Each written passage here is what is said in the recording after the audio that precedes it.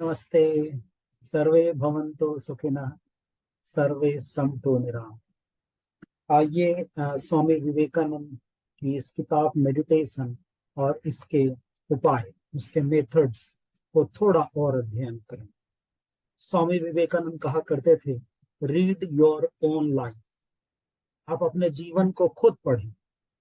Meditate करते हुए अपने जीवन को खुद पढ़ें। अपने जीवन को पढ़ते हुए ही मेडिटेशन को प्रैक्टिस करें। Control the mind, cut off the senses. हमने अपने पुराने वीडियोस में ये कहा है कि एक बिहेवियर माइंड और बिहेवियर ब्रेन का एक डायनेमिक प्रकृति होता है, डायनेमिक नेचर होता है। तो उस माइंड को कंट्रोल करने की जरूरत है। हमारे जो सेंसरी ऑर्गन्स है, सेंसेस हैं हमारे, उन्हें हमें कट ऑफ करना पड़ेगा धीरे धीरे। जैसे कि हमने पहले देखा था कि आप स्टार्ट करें धारण करके, फिर ध्यान करके एक ऑब्जेक्ट को फोकस करें, और उस ऑब्जेक्ट को फोकस करने के बाद आप एक समय ऐसा आएगा पाएंगे कि ऑब्जेक्ट लेस आप अनुभव करें। तो योगी करते क्या है, सारे सेंसेस से कट ऑफ हो जाते हैं और अपने माइंड को कंट्रोल करने में सफल होते हैं, और तब हम जाके उन्हें योगी कहते हैं। After all all the rest will come. और तभी आप जा करके परम शांति, परम ट्रैंक्विलिटी जिसे बोलते हैं, कामनेस जो है आपके माइंड का, वो मिलेगा। जब तक सेंसेस से कट ऑफ नहीं होंगे, जब तक आप अपने माइंड को कंट्रोल नहीं कर पाएंगे, तब तक ये होना मुश्किल। स्वामी विवेकानंद कहते थे, refuse to hear, to see, to smell, to taste, take away the mental power from the external organs. सब मना कर दो, सुनना मना कर दो, देखना मना कर दो, सूंघना मना कर दो, टेस्ट करना मना कर दो। इसका मतलब ये है कि इन सारे जो सेंसरी ऑर्गन्स हैं, सेंसेस हैं, इनसे थोड़ा विमुक्त होने का प्रयास हमें करना पड़ेगा। You continuously do it unconsciously as your way, as when your mind is absorbed, so you can learn to do it consciously. Unconsciously करते रहें, कंटिन्यूअली करते रहें, एक साथ लगातार नहीं कर पाए तो रोज कभी कुछ समय निकाल करके प्रयास करते रहें, अभ्यास करते रहें, और धीरे धीरे फिर ऑटोमेटिकली आपके कॉन्शियसनेस के द्वारा होने लगे।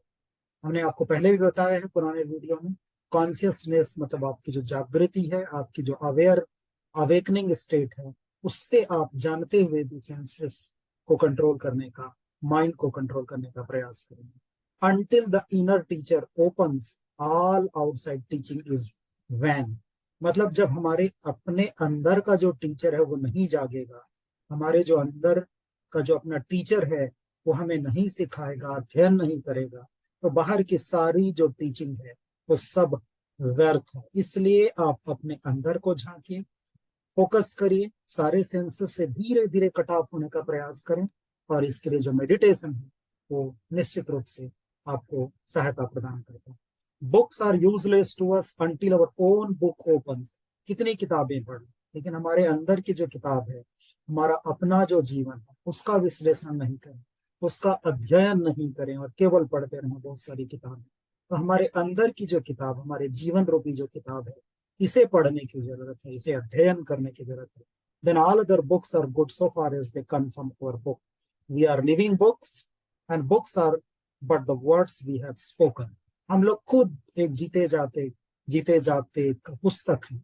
हमारा जो जीवन एक पुस्तक की तरह है, तो हम क्यों ना उस पुस्तक को पढ़ें। क्योंकि हम जितनी बातें बोलते हैं, जितनी बातें अध्ययन करते हैं, जितनी बातों का चिंतन करते हैं, उन सारे बातों का, चिंतन का स्थान उस किताब में, उस पुस्तक में होता है, जिसको हम अपनी जीवन रूपी किताब कहते हैं। Everything is the living God and the living Christ, see it as such, read man, he is the living poem. तो आपको अनुभव करने का जरूरत है, चाहे क्राइस्ट हो, चाहे गॉड हो, चाहे कोई भी आपका भगवान हो, उसे अनुभव करने की जरूरत है। यदि आप अपना खुद को अनुभव करें, खुद को अनुभव नहीं करना, स्वामी विवेकानंद हमेशा कहा करते थे, यदि आप अपने पर विश्वास नहीं कर पाते, अपने खुद के ऊपर फेथ नहीं, तो भगवान के ऊपर क्या फेथ करेंगे। तो सारी बातें, सारे स्क्रिप्चर, सारी किताबें आपको तभी लाभ पहुंचाएगा जब आपके अपने जीवन को एक किताब की तरह, खुले किताब की तरह पढ़ें, अध्ययन करें, उससे सीखें, और उससे सीख कर आगे बढ़ें। और कैसे वो किताब और बाहर की जो दुनिया है उसमें कैसे हम समावेश कर पाए बाहर की दुनिया से जो कुछ भी हम सीखते हैं, और अपने अंदर जो किताब है उसको पढ़ करके हम दोनों के बीच एक समन्वय स्थापना करने के साथ साथ लगातार चिंतन करते रहें। और एक उद्देश्य होना चाहिए, without that this would be dead towards not living. और यदि हम जितनी बातें करने, जितनी चिंतन करने, जितना ध्यान करने, लेकिन हम खुद के अंदर ना झांके, खुद का अध्ययन ना करें, क्योंकि जब तक आप खुद का अध्ययन नहीं करेंगे, खुद के अंदर नहीं झांकेंगे, तो फिर बदलाव कैसे आएगा? आपका जो रिफ्लेक्शन है, आपका जो प्रतिबिंब है, आपके खुद स्वयं के अध्ययन से, स्वयं के जीवन रूपी किताब के अध्ययन से आएगा।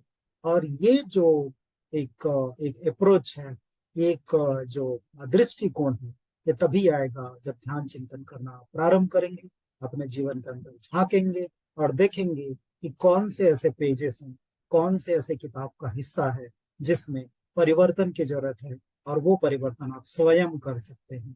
कौन सा हिस्सा है जो आपको स्वयं को पसंद नहीं है, उसे बदलने के लिए आपको प्रयास करना पड़ेगा।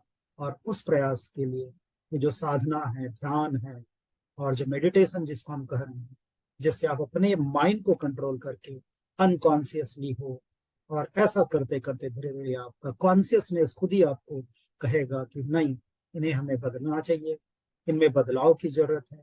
और इसी से हमारा एक अच्छा खासा, बहुत सुंदर एक इम्प्रेशन हमारे सब कॉन्शियसनेस में बैठेगा, और जिससे हमारा व्यवहार, जिससे हमारा चरित्र, जिससे हमारा एक एक व्यक्तित्व है, उसका निर्माण होगा। बहुत बहुत धन्यवाद। सर्वे भवन्तु सुखिनः, सर्वे सन्तु निरामयाः।